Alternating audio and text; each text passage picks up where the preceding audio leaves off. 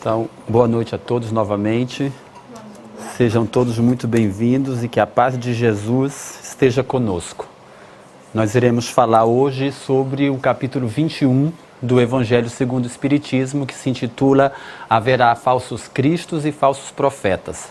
Nós vamos nos concentrar no item de 1 a 3, que se intitula também Conhece-se a árvore pelo fruto. É interessante que esse evangelho, quando a gente ouve o título, haverá falsos cristos, falsos profetas, a gente já olha para o credo alheio, né?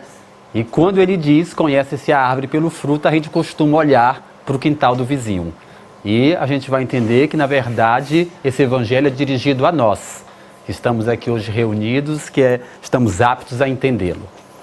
Então, capítulo 21, item de 1 a 3 do Evangelho segundo o Espiritismo, vamos falar, conhece-se a árvore pelo fruto. Vamos já saber o que nos diz o Evangelho, o que nos diz Jesus, né? Começa assim: a árvore que produz maus frutos não é boa, e a árvore que produz bons frutos não é má. Porquanto cada árvore se conhece-se pelo seu fruto. Não se colhem figos nos espinheiros, nem cachos de uva nas sarças. O homem de bem, ele tira boas coisas do tesouro do seu coração, assim como o homem mau tira más coisas do tesouro do seu coração. E Jesus fecha esse evangelho, esse versículo, com essa frase maravilhosa que eu adoro, que é que a boca fala daquilo que está cheio o coração. Nós vamos começar o raciocínio desse evangelho, os estudos dessa noite, com uma questão que nós vamos guardar em mente, visto que é de fórum íntimo, e vamos tentar responder no final dos nossos estudos. A questão é: quais os frutos que está dando a sua árvore? Do que está cheio o seu coração? Porque todos nós, cada um de nós é por si mesmo, nós somos todos como um campo de energia, né? Somos como um centro de energia, e mesmo se nós não possamos ver essas energias, elas estão por toda parte, em torno de nós, e são poderosas.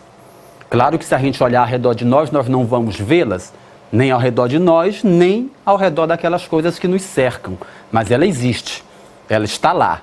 Tanto é que se a gente meter nosso dedo numa tomada, a gente vai levar um choque.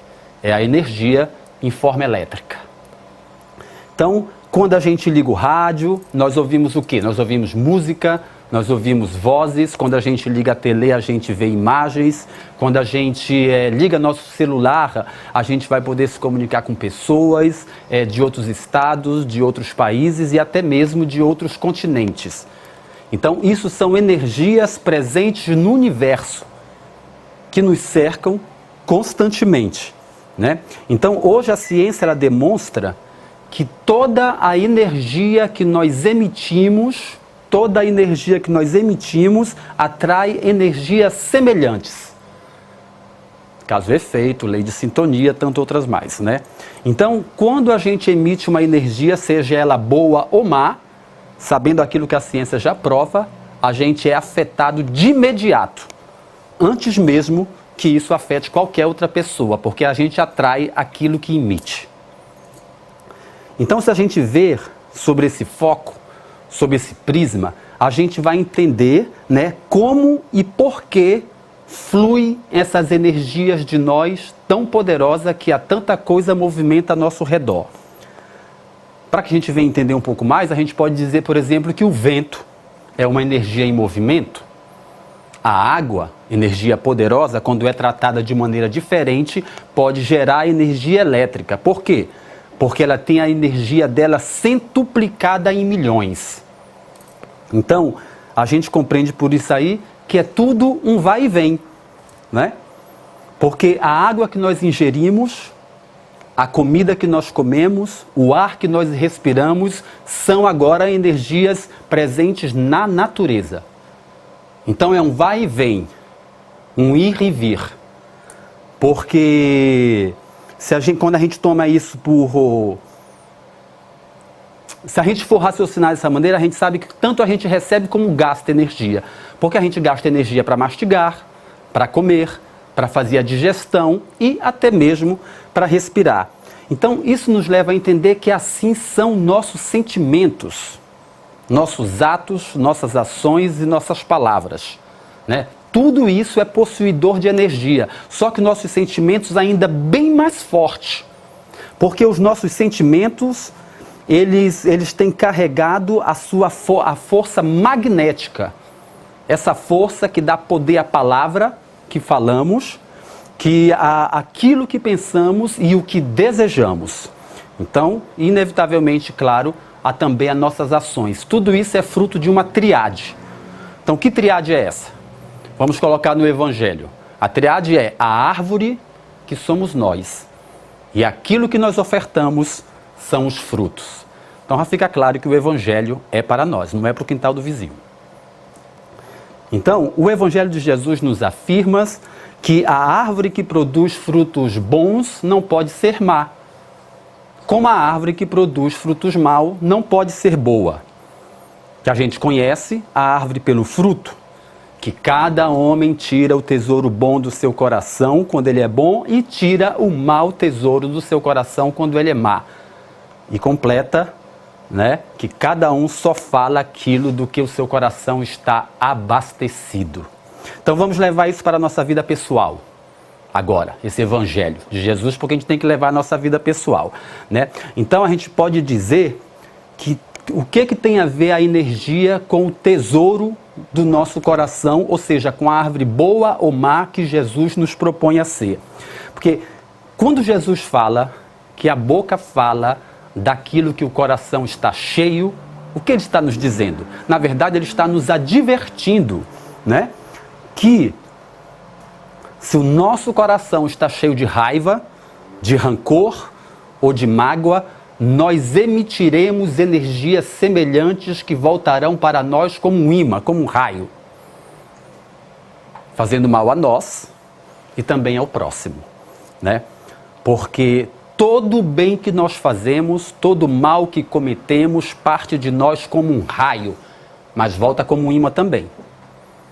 Porque tudo aquilo que nós fazemos nunca erra o endereço de onde nós estamos, visto que Jesus nos disse que cada um planta o que colhe. Cada um, colhe o que planta, né? Então é bom que a gente pense nesse Evangelho e nos pergunte até que ponto nós estamos sendo a árvore boa ou má que Jesus nos propõe a ser. Até que ponto nós estamos nos deixando arrastar pelo conhece-se a árvore pelos frutos. Porque há acontecimentos onde a gente tem que expor os nossos frutos. A pergunta é a seguinte: são eles bons? São eles maus? Do que está cheio o nosso coração? É importante que a gente comece a trabalhar, visto que a gente entende que agora esse Evangelho é um convite à autoeducação, que a gente venha trabalhar esses galhos não tão viçosos, que a gente venha trabalhar, que a gente possa colocar em harmonia aquilo que a gente fala com o real sentimento de nossos corações. Porque ninguém é uma árvore seca. Como nos disse Zé Vaz ainda há pouco, todo mundo tem sua utilidade. Nós estamos belos e somos úteis, então ninguém é uma árvore seca. No entanto, nós temos galhos que são poucos viçosos. Galhos esses que nada mais são do que nossos defeitos e dificuldades, que precisam trabalhar. É o convite de Jesus da autoeducação. Todos nós bem sabemos que nós temos o nosso lado luz e o nosso lado sombra. O nosso lado luz reflete nossas qualidades e nossa maior ou menor conexão com Deus. O nosso lado sombra, ele reflete nossas imperfeições, nossos defeitos, ou seja, a árvore seca que nós precisamos aprender a trabalhar.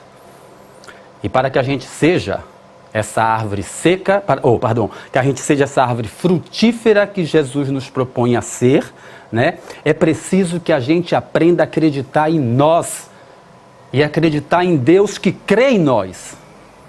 Ainda há pouco Eva falou uma frase que eu gosto muito, que diz que Deus nos fez simples e ignorante, e a gente completa, a caminho da angelitude, porque Ele crê em nós. Por isso assim Ele nos fez, simples e ignorantes a caminho da angelitude. Se nós temos uma árvore no nosso quintal e nós não sabemos que vegetal é esse, basta esperar que ele cresça para a gente saber que vegetal é. E nessa didática simples e perfeita, Jesus nos mostra: se essa árvore der figo, ela é uma figueira. Se der laranja, é uma laranjeira, né? Então, isso para nos mostrar que, assim como as árvores, todos nós temos uma natureza íntima que fala o que nós carregamos em nós através dos nossos atos, ou seja, nossos frutos, que são nossos pensamentos, nossas atitudes e nossas ações no mundo em que nós vivemos, né? Então, se esses pensamentos e ações produzem algo de bom, produzem algo que nos vai propiciar a nossa evolução, são pensamentos, são ações que já estão ligados ao eterno bem. Portanto, são pensamentos que devem continuar sendo nutridos, repetidos e exercitados constantemente.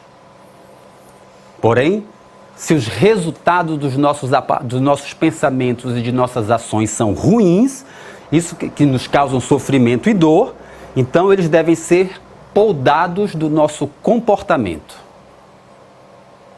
Eles devem ser arrancados de nossa conduta e atirados ao fogo purificador da nossa mudança de atitude.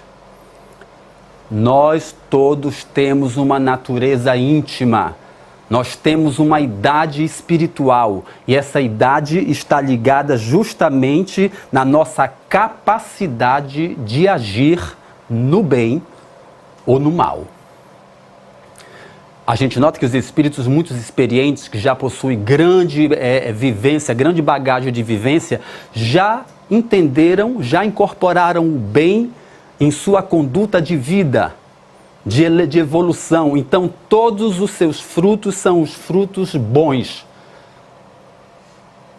Nós, que somos espíritos aprendizes, como nós somos, justo uma ressalva, é importante de que uma média dos espíritos encarnados na Terra ainda são espíritos primitivos. Então, nós que somos espíritos aprendizes, nós estamos na nossa infância espiritual. E por isso, os nossos atos ainda produzem dor e sofrimento em nossas vidas. A nossa natureza íntima, a nossa idade espiritual é a tendência que nós temos deliberada e espontânea em fazer o bem e em fazer o mal, ou fazer o mal. É claro que todos nós que estamos aqui reunidos, né, nessa sala, pelo menos eu acredito, que nós já abraçamos o Evangelho de Jesus como conduta de vida, né? Eu acredito que todos nós somos espíritos batalhadores, estamos batalhando, né? Então nós estamos entre aquela categoria de espíritos que, embora primitivos, que embora imperfeitos, já desejamos a regeneração.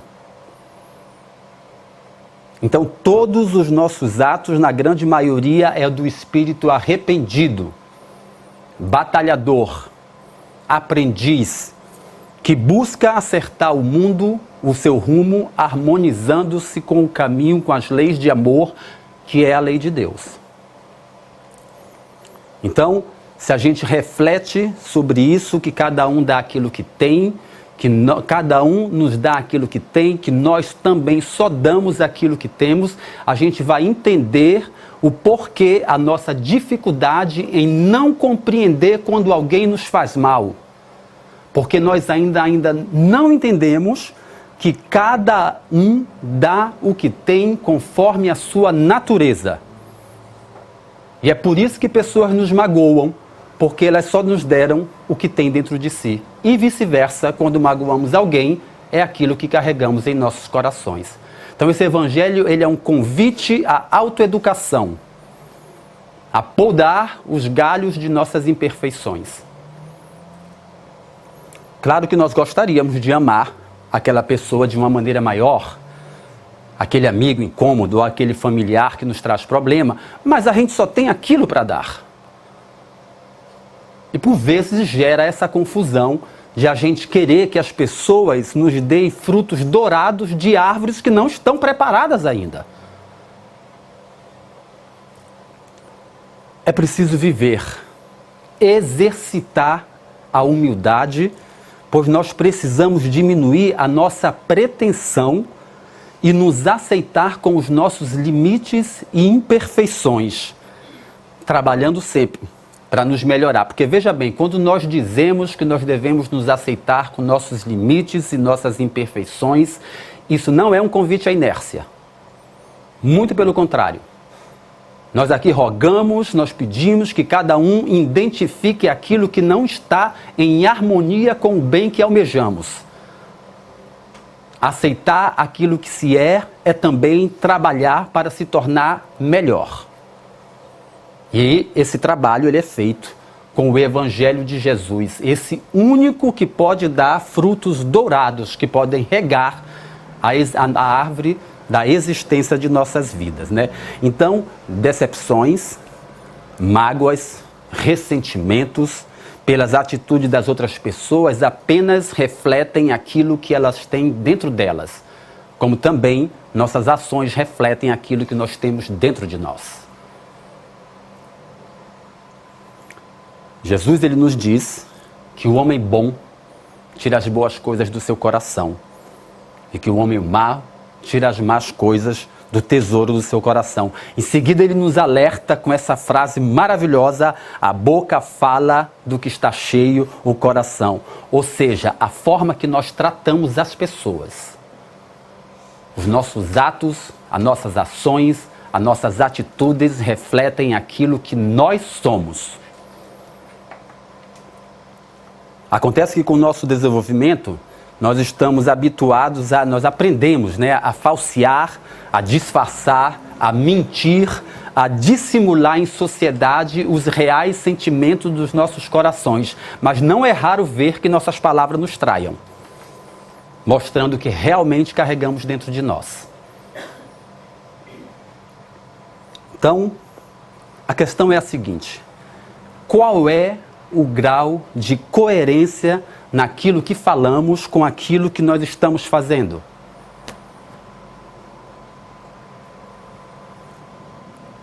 O quanto nosso verbo está harmonizado com aquilo, com as nossas ações?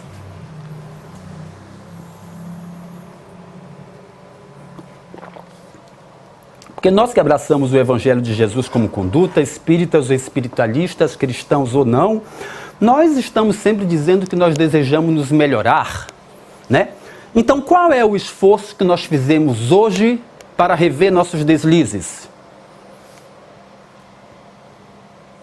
Para rever nossas imperfeições?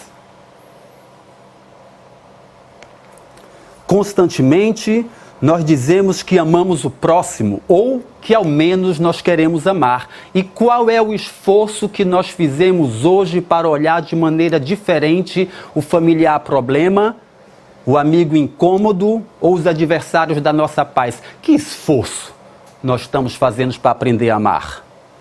Estamos podando os galhos secos da árvore de nossa existência?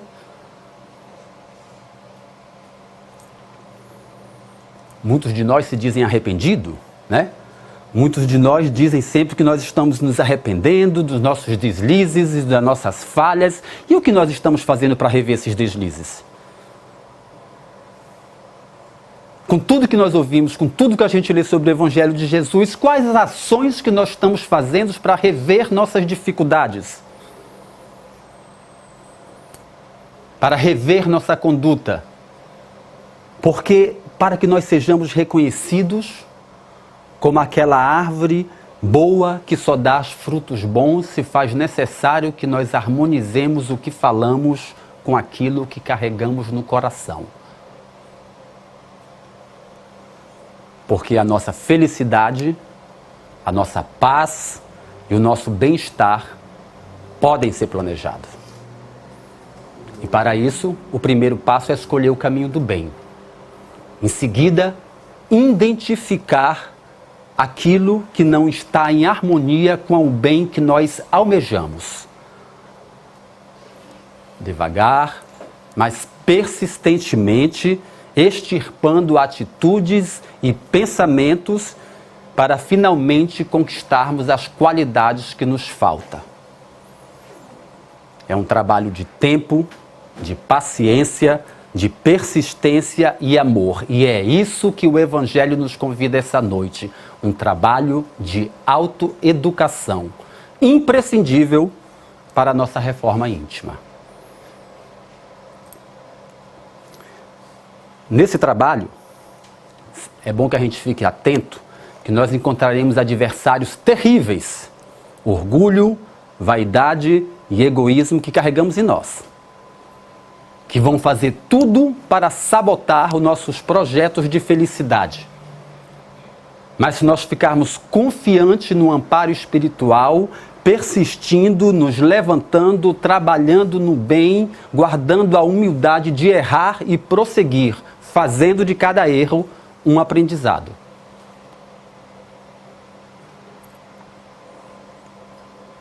Mas a gente se pergunta, parece que é difícil, né?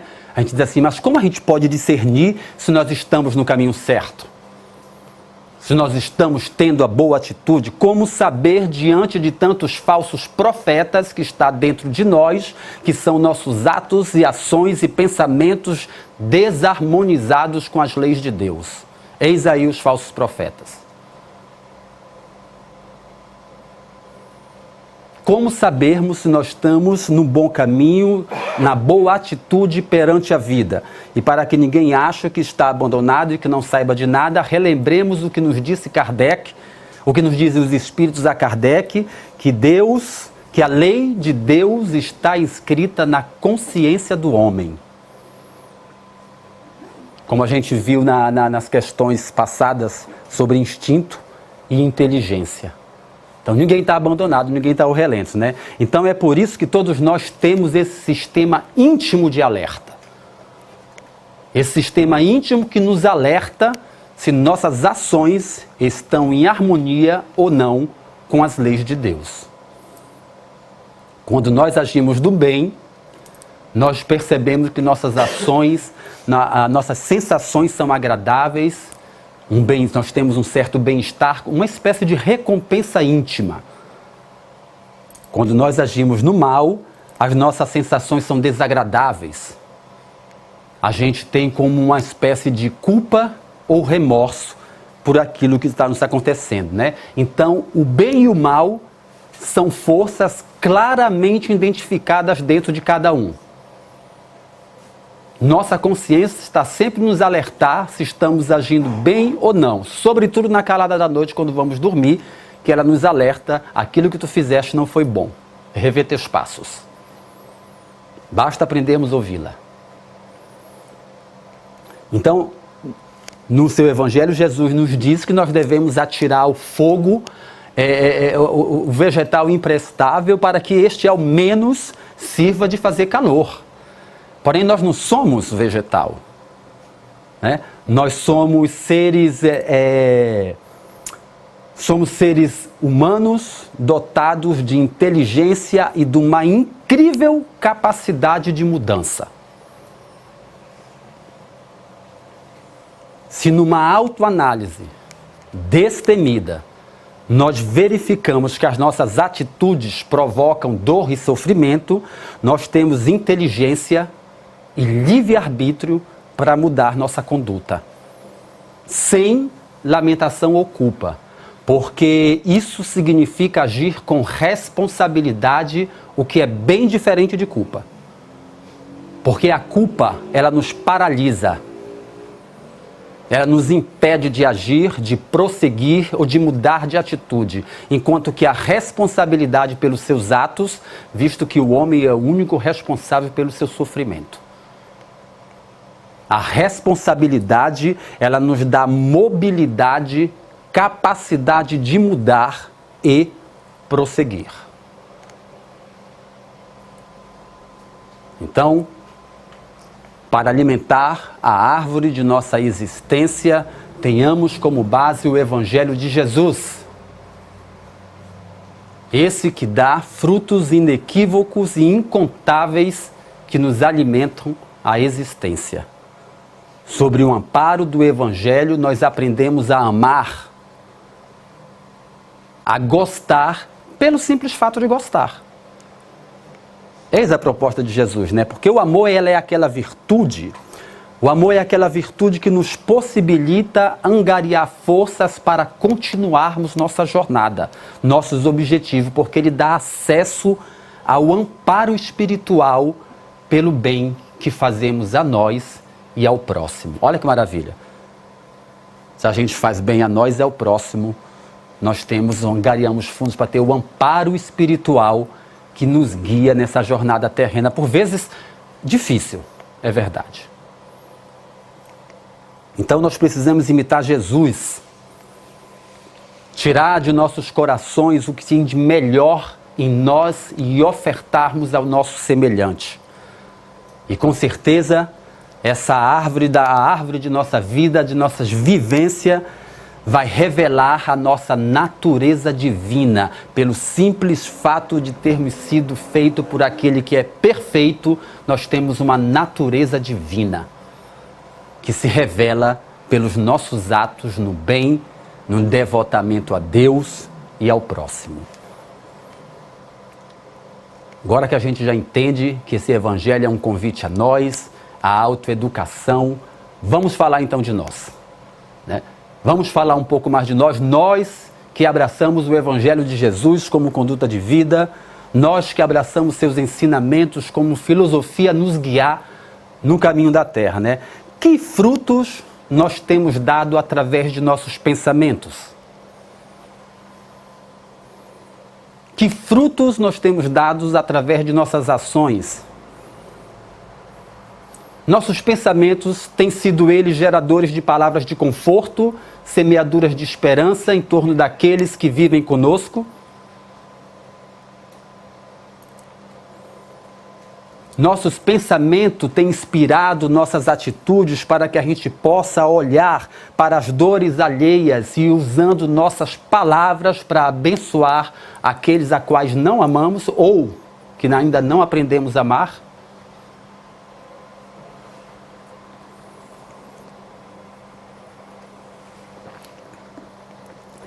Nossos pensamentos, nossos atos nos têm orientado a levar o pão e o agasalho para os esquecidos da rua, para os filhos da calçada, para o viajante sem pátria. O que temos feito dos nossos atos? O que temos feito dos frutos do nosso pensamento? Os nossos pensamentos têm realmente sido fontes de boa nova, da palavra de conforto, que enxuga a lágrima daquele que está sofrendo doenças e perseguições? Quantas lágrimas enxugamos em nossa existência?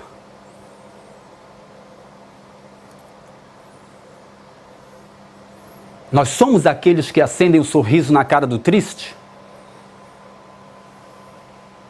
Nós somos aquele que dá esperança no coração do que sofre? Nós somos aqueles que levam as palavras para aquele que está surdo aos deveres da vida, que abre os olhos dos que estão cegos para a boa vivência no Evangelho de Jesus? Quem somos nós finalmente, né? Nós temos sido os arautos da Boa Nova? Porque a gente ouve ela aqui todas as quarta-feiras, todas as segundas, todas as quintas, na evangelização infantil. Nós temos sido os arautos da Boa Nova, mostrando a todos que é somente pelo exemplo, pelo nosso exemplo, que é assim que conseguiremos o nosso caminho no bem.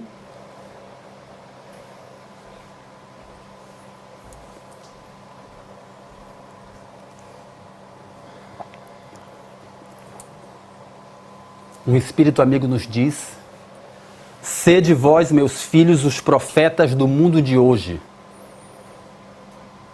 instrumentos da bondade de Deus. Sejam aqueles que pregam o amor, o viver amoroso, a doçura e a boa conduta para com teus semelhantes. E só assim, os frutos do amor que a gente vai gerar sejam tão doces e amadureçam de maneira tão grande que todos possam nutrir-se naquilo, nas suas maiores aspirações, pelos nossos exemplos. Então, que frutos tem dado a nossa árvore da nossa existência? Do que está cheio o nosso coração?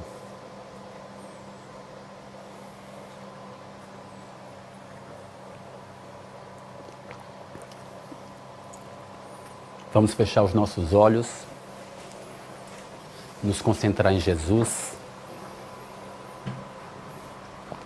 para que o Senhor venha com seu evangelho de amor e de paz, nos abençoar o coração e a alma, nos mostrando o caminho da verdade pelo seu evangelho. Guia-nos, Senhor, na verdade da vida, ilumina nossos passos e nossos caminhos. Tu, Senhor, que levantaste os aleijados, que curaste os leprosos, sopra teu hálito divino para aqueles irmãos que se encontram em cátares de hospitais, para os filhos da miséria, para os hóspedes da calçada, para o viajante sem rumo. Sopra teu hálito no coração desses irmãos que necessitam sentir a tua presença como o convertido de Damasco. Tu, Senhor, que chorou no Monte das Oliveiras, ensina-nos pelo teu exemplo a resignação e a fé. Que assim seja.